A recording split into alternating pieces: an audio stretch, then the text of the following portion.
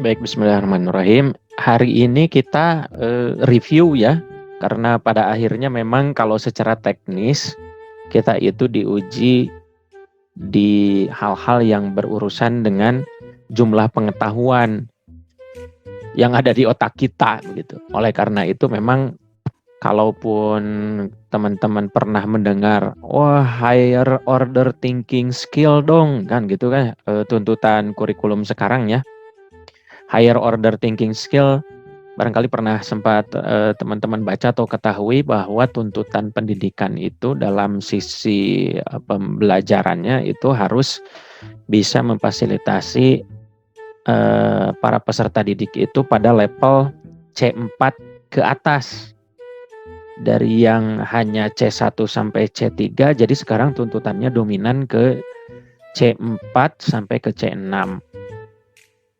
Nah, tetapi makanya ada kalimat kewajiban umat terhadap ilmu nomor 1 itu adalah menghafal. Nah, menghafal atau mengingat itu C1 dalam struktur pengetahuan taksonomi Bloom yang dituntutkan. Jadi harapannya tuh peserta didik di Indonesia itu kemampuan yang harus ditingkatkan adalah menganalisis, mengevaluasi, dan mengkreasi. Tetapi kadang-kadang lupa juga bahwa bagaimana menganalisis, mengevaluasi, dan mengkreasi kalau C1 sampai C3 aja, yaitu mengingat, memahami, mengaplikasikan itu lemah gitu. Nah, oleh karena itu ini pesan penting ya. Jadi secara teknis salah satu yang harus kita kuasai selain daya berpikir kritis dari C4 sampai C6, C1 sampai C3 itu juga penting. Nah, salah satunya yang akan kita bicarakan. Saya mengimajinasikan teman-teman ini memegang catatan, entah mungkin sedang berhadapan di laptop, buka file Word, kemudian mencatat apa yang akan saya bicarakan. Pertama, memang ujian akhir semester mata kuliah pengantar pendidikan ini soalnya gabungan, yaitu dari awal sampai akhir. Saya juga tidak tahu persisnya yang mana, tetapi kita akan bahas terkait dengan hal-hal teknis yang ada di dalam buku pengantar pendidikan itu. Di sini saya akan bacakan. Yang pertama, di sini akan dibahas, nanti Anda akan menemukan pertanyaan terkait dengan eksistensi kebudayaan. Eksistensi kebudayaan itu hubungannya dengan peran pendidikan di dalam masyarakat. Apa itu? Nah, ini gampang sekali ya. Jadi apakah itu, ya kan kita baca itu, makanya diksi kita ya, pemilihan kata kita itu akan menjadi diksi garis miring vocab itu akan menjadi kaya kalau sering baca gitu. Kalau eksistensi kebudayaan, masyarakat, dan peran pendidikan, tentu saja di situ ini nih ada sosialisasi, ada personalisasi, ada adaptasi, ada enkulturasi. Ya kalau ceritanya kebudayaan kan gak mungkin sosialisasi kan. Ya pasti diantara ada yang hubungannya dengan budaya tapi menggunakan kata yang lain. Gitu. Terlalu inilah. Jadi sebetulnya apa ya? Teman-teman nih harus banyak baca, sering baca, maka sering ada yang masuk lah minimal di otak itu. Nah, itu yang pertama ya. Ini Sipa tolong dijawab dulu, takut saya bicara sendiri nih. Iya Bapak, iya. Oke. Kedua, pasal 1 ayat pasal 1.2 Undang-Undang Nomor 20 Sisdiknas ini ya, bahwa landasan filsafat pendidikan kita adalah ya tentu saja Pancasila ya.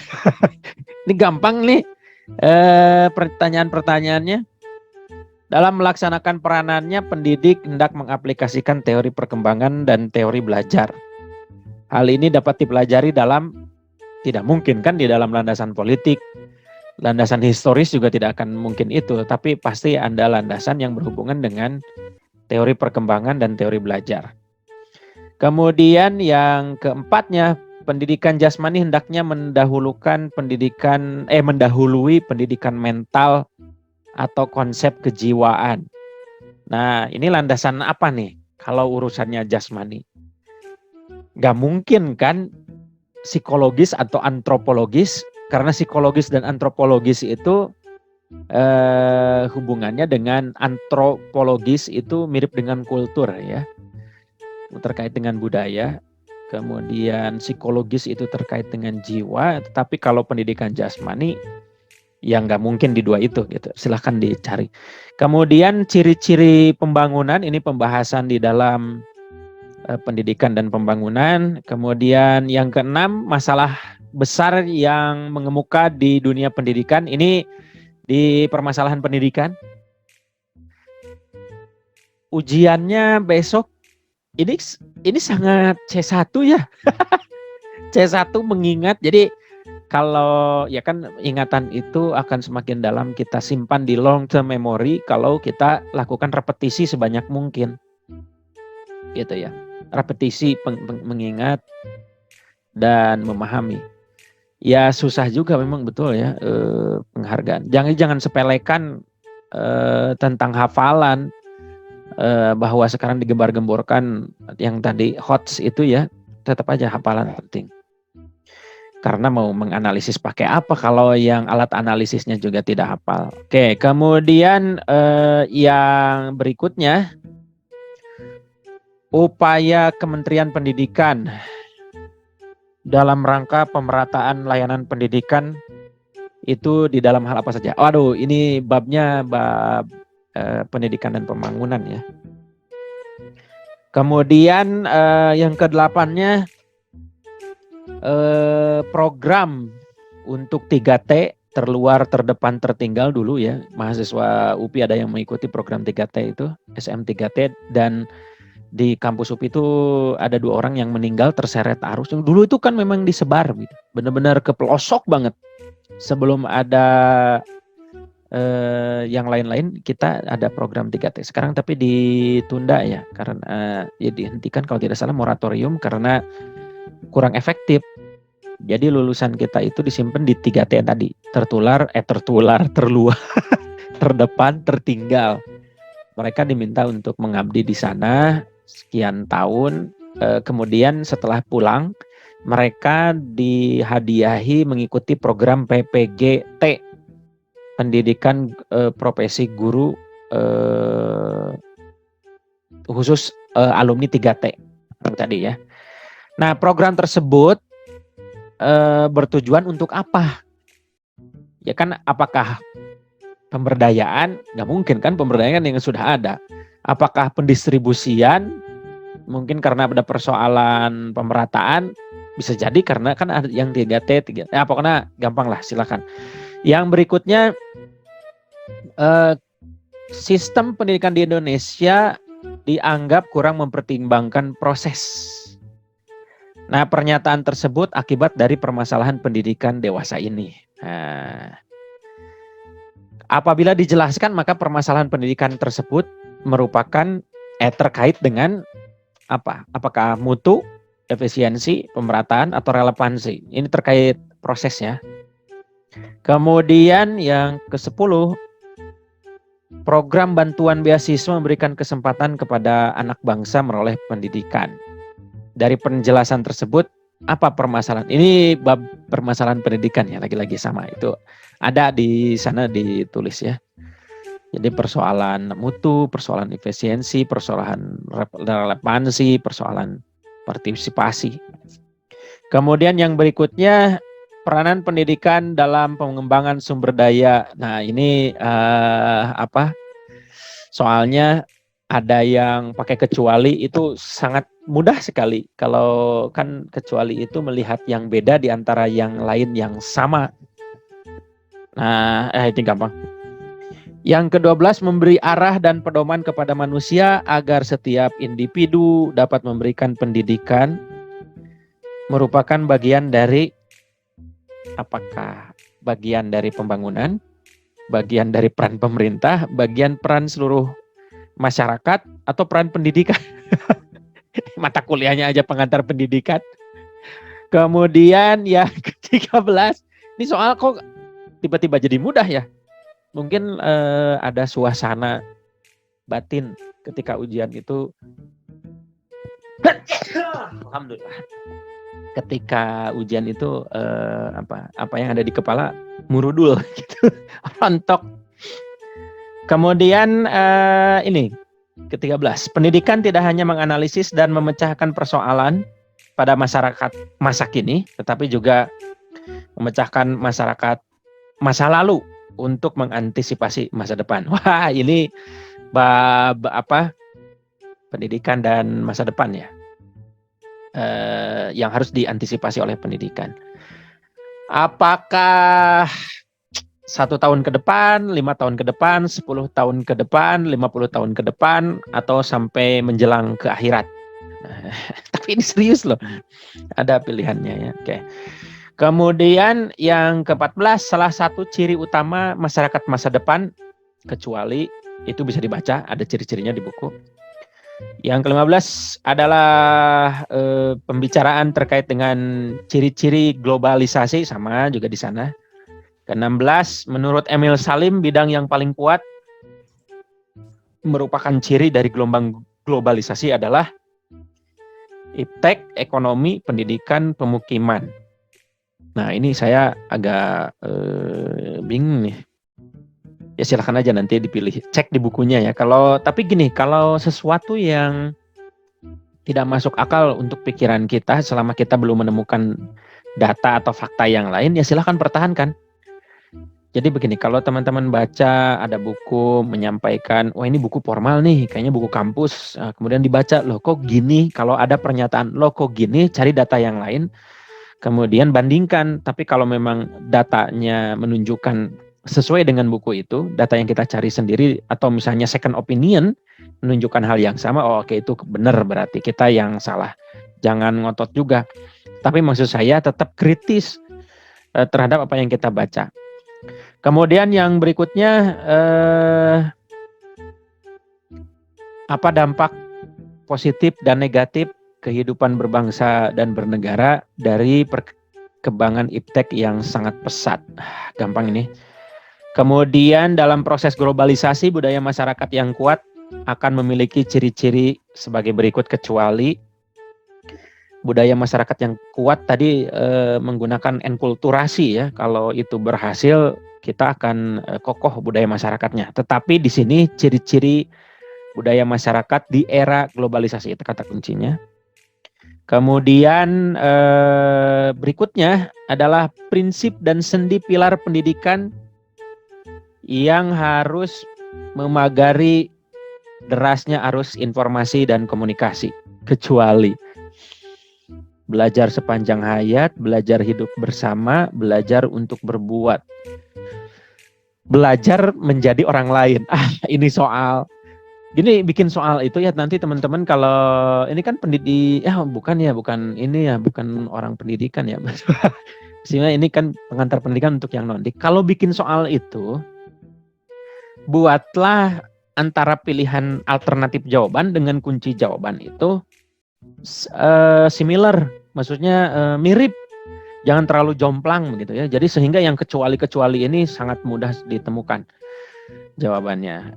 Kemudian upaya pendidikan untuk mengantisipasi masyarakat masa depan, sama juga kecuali, ini terlalu mudah juga, banyakan di sana ya. Kemudian transformasi pendidikan adalah keseluruhan proses mengubah masukan pendidikan menjadi hasil pendidikan. Nah, ini transformasi berdasarkan sistem pendidikan. Kan sistem pendidikan itu, kalau misalnya sistem pendidikan kita itu jelek ya, gini dan seterusnya gitu, seterusnya, misalnya kurikulumnya apa segala macam lah. Kalau dalam perspektif transformasi pendidikan melalui sistem pendidikan, kan itu ada input, proses, output. Mau bicara di mananya? Mau dibicara inputnya Atau mau dibicara pemrosesannya, transformasinya, atau dibicara di outputnya gitu. Makanya kalau wah, ada telepon bentar ya. Ada telepon nih.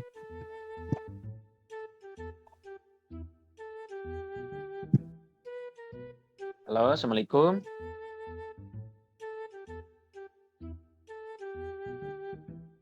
Isma teh anu Dodi teh apanya? Internasanya mohon. Mohon, Pak. Mohon itu saya, Pak. Mohon, Pak.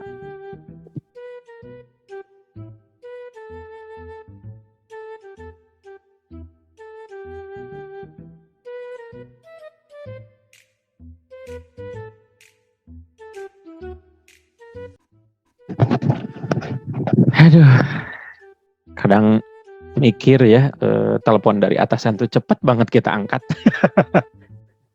dibandingkan suara adan dan telepon dari orang tua. Salah tuh, kita harus istighfar bareng-bareng bagi yang melakukan itu ya. Kadang-kadang saya juga ini. Sampai di mana tadi? Sampai di mana tadi ya? Si Pak barangkali menyimak. 21 Pak, nomor 21 yang transformasi. 21. Sebenarnya ini nggak diurut nomor sih. Pokoknya terakhir tadi ngomong apa ya? Transformasi, Sistemnya. Pak. Oh, sistem. Sistem Iya, jadi kalau ada yang protes, ini sistem pendidikan Indonesia awut-awutan, hasilnya gitu-gitu aja. Ya oke, mau bicara dari proses, mau bicara dari input, dan kadang-kadang kan input juga. Input kita itu ya begini, memang ada hubungannya dengan ekonomi, ada hubungannya dengan kemiskinan. Kemiskinan ya, ekonomi dalam kurung kemiskinan. Kemudian koma kesehatan, makanya pendidikan dan kesehatan itu harus ditopang dengan ekonomi. Ekonominya tidak orientasi pada pendidikan dan kesehatan, repot juga. Jadi pembicaraan transformasi itu bisa di 3 bidang itu dari perspektif sistem. Kemudian, wah ini kayak di awal-awal nih. Pendidik perlu memahami hakikat manusia. Karena apa coba? Ya karena tujuan pendidikan itu adalah akan selalu selaras dengan tujuan hidup manusia. Tidak mungkin pendidikan itu berlawanan dengan tujuan hidup manusia. Oleh karena itu pada bab-bab awal selalu bicara pendidikan itu bicara tentang manusia. Ya silakanlah. Kemudian yang berikutnya, hakikat manusia itu, ya ini gampang banget. Masa coba, ini saya buka aja ya. Hakikat manusia adalah badannya, badan dan jiwanya, atau kesatuan badan dan jiwa. Ya kesatuan badan dan jiwa lah. Badan dan jiwa. Ya tapi kalau Anda kepeleset mungkin akan milih hakikat manusia adalah badan dan jiwanya ya. Padahal kesatuannya, karena kalau badan dan jiwa seolah-olah, tapi sering ya, mungkin teman-teman kita juga dalam situasi badan kita ada di mana, jiwa kita ada di mana. Mungkin dari beberapa orang ini yang menyimak saya bicara ini, dari 34 orang ini mungkin ada juga yang badannya sedang berhadapan dengan laptop atau HP, jiwanya sedang di pasangannya yang mungkin sedang selingkuh. Tuh, ini bagian yang tidak penting yang kalau saya ngajar itu banyak hal yang tidak pentingnya. Oke, saya lanjutkan lagi ya. Studi pendidikan.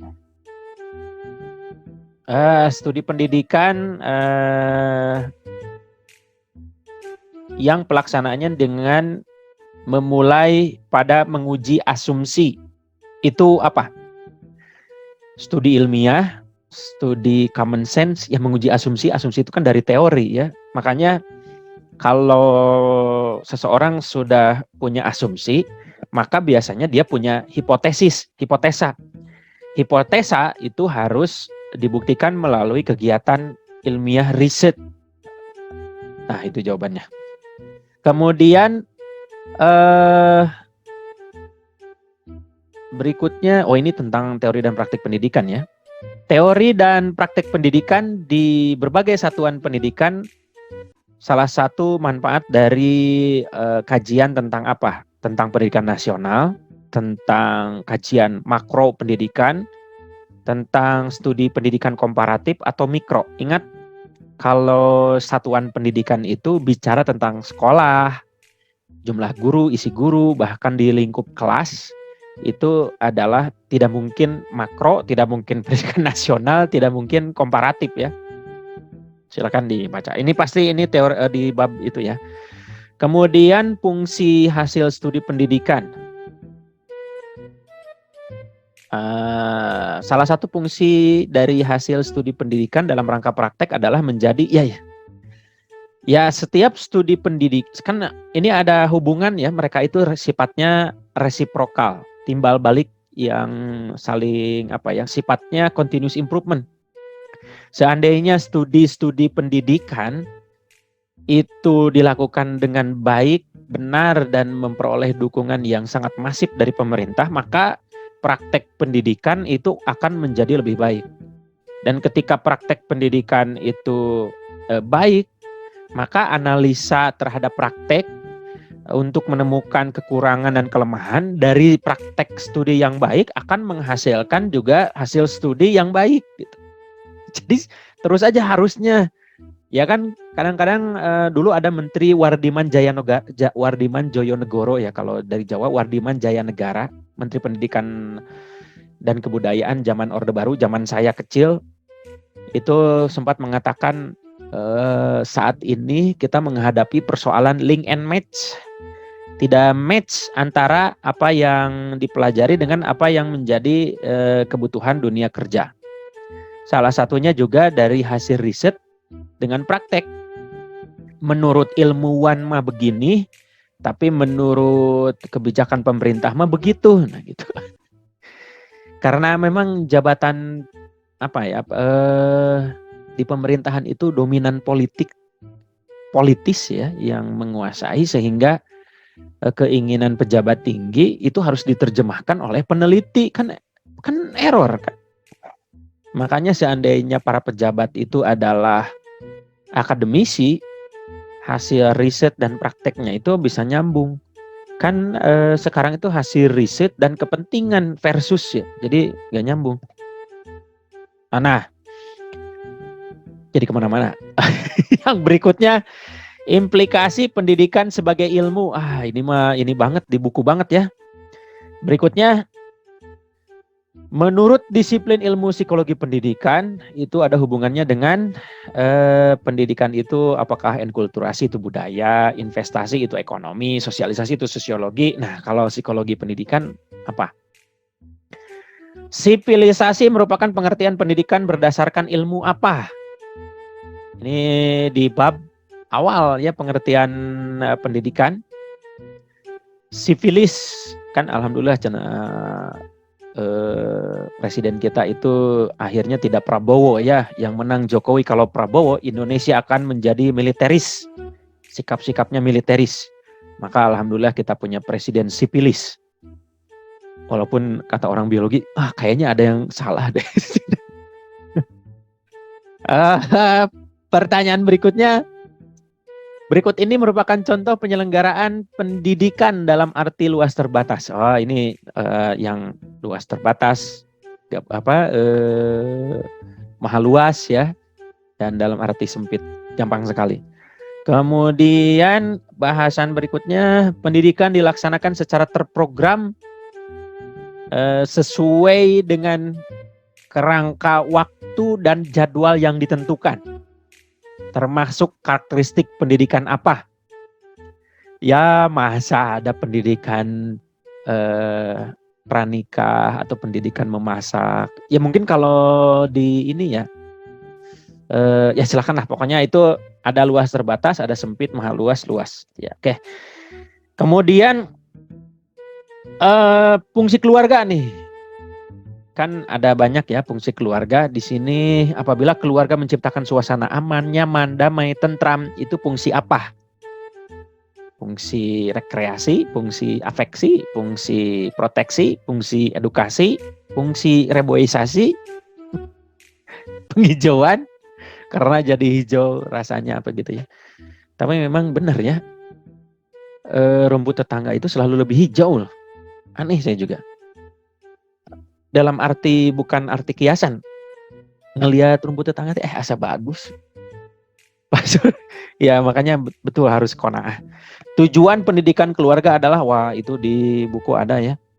Kemudian yang berikutnya, pendidikan dilaksanakan secara terprogram, masih sama tadi ya. Kemudian contoh kegiatan sekolah dalam menjalankan fungsi konservasi. Konservasi dalam konteks pendidikan itu orientasinya pada nilai-nilai dan norma-norma yang mengatur kehidupan interaksi individu antar individu dan individu dengan Tuhan. Nah, jadi fungsi konservasi di sekolah bentuknya apa? Tapi kalau fungsi inovasi, maka pendidikan harus berorientasi pada pembaharuan dari existing condition, kondisi yang ada pada kondisi-kondisi yang expected, yang diharapkan. Kemudian berikutnya, pendidikan seumur hidup. Ini konsep sudah masuk ke bab pendidikan seumur hidup ya. Memandang bahwa pendidikan merupakan satu keseluruhan sebagai sebuah kegiatan yang sistemik di dalam kehidupan manusia. Ini adalah konsep pendidikan, silakanlah. Kemudian yang berikutnya, keterpaduan vertikal dalam penyelenggaraan pendidikan seumur hidup mengandung makna bahwa penyelenggaraan pendidikan harus merupakan satu kesatuan. Nah, cerita tentang hubungan penyelenggaraan pendidikan seumur hidup itu terkait dengan apa? Tentang isi, tentang lingkungan, tentang program. Ini ada dua jawaban ya. Mungkin Anda akan terjebak di program dan di waktu pendidikan. Kan seumur hidup itu apakah perlu program atau apakah perlu waktu? Itu kajiannya kajian tentang waktu atau kajian tentang program pendidikan seumur hidup itu. Oke. Yang berikutnya, penyelenggaraan pendidikan yang menekankan pada keterpaduan horizontal. Nah, apakah itu terkait dengan isi, terkait dengan metode, terkait dengan tempat, terkait dengan tujuan. Tidak mungkin tujuan ya. Kemudian, apa yang dimaksud dengan pendekatan sistem? Oh, tadi sudah saya sampaikan ya. Kemudian apa yang berikut adalah termasuk tipe-tipe sistem. Ini mah hafalannya, silahkan lah ya. Di situ ada tipe-tipe sistem. Di sini ada 3, cuma dibolak-balik aja ya. Kemudian bagaimana karakteristik umum sistem? Ini pendidikan dalam perspektif sistem nih ya. Ini bicara, tapi konsep-konsepnya konsep-konsep tentang sistem. Ini bagian yang berikutnya adalah bagian yang tepat dari proses pengubahan dari input menjadi output adalah kecuali. Sudah adalah kecuali ya. Silakan di situ ada. Kemudian ini masih tentang sistem. Pendidikan berdasarkan perspektif pendekatan sistem, sama tadi sudah saya sampaikan. Berdasarkan hierarki tujuan pendidikan nasional. Secara struktural seperti apa? Nah, silakan di situ ya, di bagian tujuan pendidikan nasional kan ada sampai ke tujuan instruksional ya. Salah satu fungsi dari studi pendidikan dalam rangka praktek pendidikan, jadi balik lagi ke sini ya, adalah silahkan tadi sudah dibahas implikasi dari pendidikan sebagai ilmu. Ini pembahasan pendidikan sebagai ilmu dan seni ya, kalau tidak salah. Silahkan dicek, kan ada pendidikan sebagai ilmu dan pendidikan sebagai seni. Education as a science and as an art. Nah, kalau sebagai seni seperti apa? Kalau sebagai ilmu seperti apa? Ada persyaratan tersendiri di situ. Lah, sudah beres. Karena ini soal gabungan, saya cek dulu yang ini ya. Yang soal sebelumnya, barangkali kan kita tidak tahu soalnya akan seperti apa. yang pasti akan menggunakan soal-soal yang saya bacakan ini. Pendidik harus memahami hakikat manusia, ya sama.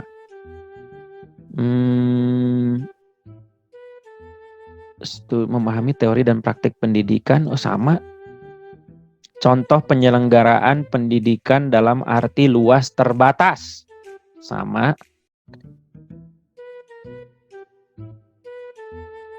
Bentar, saya cek dulu ya. Oh sama, ternyata teman-teman. Jadi demikianlah kira-kira kurang lebih soal yang akan diprediksi muncul. Kurang lebih ya intinya pertemuan hari ini tujuan filosofisnya adalah banyak-banyaklah meluangkan waktu untuk membaca. Jangan sampai kita itu dituntut untuk tadi ya di awal saya bahas pendidikan di kita itu sedang ramai menekankan C4 ke atas, higher order thinking skill, tetapi kalau alatnya untuk menganalisa, untuk mengevaluasi dan mengkreasi itu tidak ada, yaitu mengingat, memahami dan mengaplikasikan itu tidak mampu, maka sisanya ya nol. Makanya kalau di dalam agama itu ada ya tadi apa ya kalimatnya lupa saya, kewajiban umat terhadap ilmu adalah menghafal. Jadi tetap aja itu harus hafal. Makanya penelitian yang dianggap paling akurat di dunia dengan sejumlah kategori adalah penelitian tentang periwayatan hadis. Itu tuh dicek orangnya apa dan segala macam, ada kategori sahih, hasan, doib dan seterusnya ya. Jadi itu kan harus hafal. Tuh kebayang Adi Hidayat tuh bagus banget, sangat hafal di halaman berapa kiri kanan atas dan bawah dan segala macam, itu bagus. Nah jadi silakanlah dari saya, mudah-mudahan lancar. Itu kan persoalan teknis isi pengetahuan ya. Jadi semuanya ada di buku. Apa yang tadi saya sampaikan itu merupakan stimulan untuk menghadapi ujian besok. Selebihnya tentu saja logika berpikir kita, daya kritis kita, termasuk daya kritis kita terhadap buku-buku yang ada. Kalau misalnya tidak masuk akal, jadi teman-teman juga, apalagi orang fisika ya, mungkin gini, fisika itu kan seolah-olah ilmu alam yang pasti, orang mengatakan umumnya begitu ya. Nah, tetapi banyak hal dari kepastian yang ditunjukkan oleh fisika itu harus menimbulkan kepenasaranan gitu kan. Bukan menjadi dogma, oh memang dari dulu begitu. Kalau sudah mengatakan dari dulu begitu, di dalam tradisi pengembangan ilmu repot, gak maju-maju. Karena tadi sifat yang cyclical continuous improvement antara kegiatan riset dengan praktek itu harus sejalan, naik ke atas gitu. Jadi lingkaran ke atas naik itu continuous improvement. Direfleksi, di research, diperbaiki, dilakukan misalnya, dilakukan, direfleksi, di riset, diperbaiki, dilakukan dan seterusnya dikembangkan. Nah saya pikir tapi kalau sekarang, oh iya ya ini mumpung di fisika, coba Anda ini ya cek, tapi saya nggak berani. Cuma kalau nanti kita buktikan aja di akhirat ya, bumi itu betul-betul datar atau bulat atau zigzag. Kita akan buktikan aja di akhirat ya. Walaupun propaganda-propaganda terkait dengan moon landing dan segala macam itu banyak beredar ya, bahwa itu hoax ya, gitu deh.